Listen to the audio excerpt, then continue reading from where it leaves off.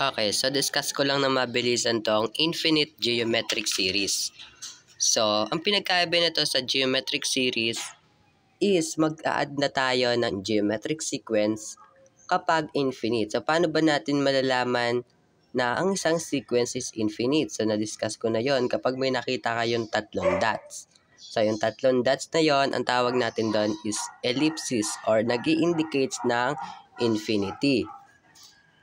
So, now let us sum or solve geometric series kapag infinite na ang sequence. So, let us have an example.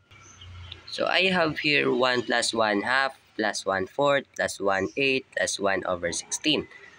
So, ipag-a-add daw natin itong lahat. Kaya lang, meron tayong nakitang tatlong dots dyan. So, meaning this is an infinite geometric series. So, based from this example, we can have the formula. So, ito na talaga yung formula for infinite geometric series. We have S is equals to A sub 1 all over 1 minus R. Ayan lang, napakakonte. So, baka napansin nyo, bakit walang N? Kasi nga po, infinite geometric series. Hindi natin ma-determine kung pang ilang term yung ating ipag-a-add. So, S lang. So, itong S po na to, ang tawag natin is the sum to infinity. Sum to infinity. And ito namang nasa taas, which is the A sub 1, alam natin that is the first term. First term. And then itong R na to, that is our common ratio.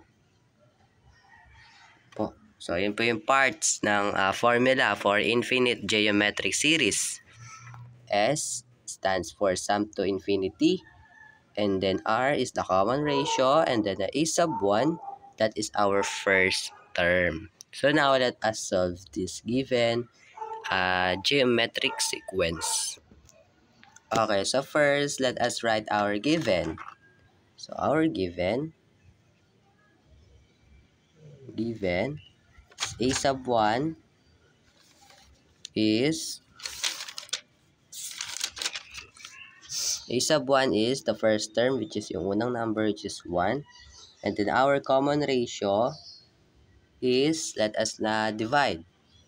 1 half divides 1. So, we have 1 half divides 1. So, reciprocal nito, kunin natin. So, mag-change yung sign. Magiging 1 over 1. 1 times 1 is 1. 2 times 1 is 2. So, our common ratio is 1 half. Okay po. So, burahin ko lang to.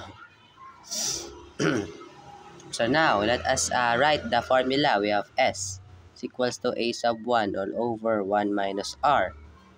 Okay po. So, now, substitute. A sub 1 natin is 1 minus 1 minus R natin is 1 half. Nag-stop pa. So, now, we have so, paano natin subtract to? This is subtracting of fraction. We have 1 minus 1 half. So, ang gagawin natin dito, multiply lang natin to. 2 times 1 is 2. Minus 1. And then, copy nyo yung denominator na 2. 2 minus 1 is 1. 2 minus 1 is 1. And then, copy the denominator now, 1 half. So, I have 1 all over 1 half. So, now, let us divide this. We have 1 divides to 1 half. So, ang gagawin lang natin dito is to get the reciprocal of this. So, we have S is equals to 1. Baliktarin lang natin. Pupunta yung 2 sa taas. So, we have yung sign magiging multiplication. And then sa taas 2. And then yung multiply. 1 times 2. That is 2. So, the sum of this given infinite geometric series is 2. Okay po. So, ganun lang po kadali ang infinite geometric series. Napaka-kaunti lang naman ng formula. Ganyan lang. 'Di ba? So, identify nyo lang yung a sub 1, which is the first term. Kunin nyo yung common ratio. And then, substitute, simplify. Ayun na po yun. So, thank you for watching.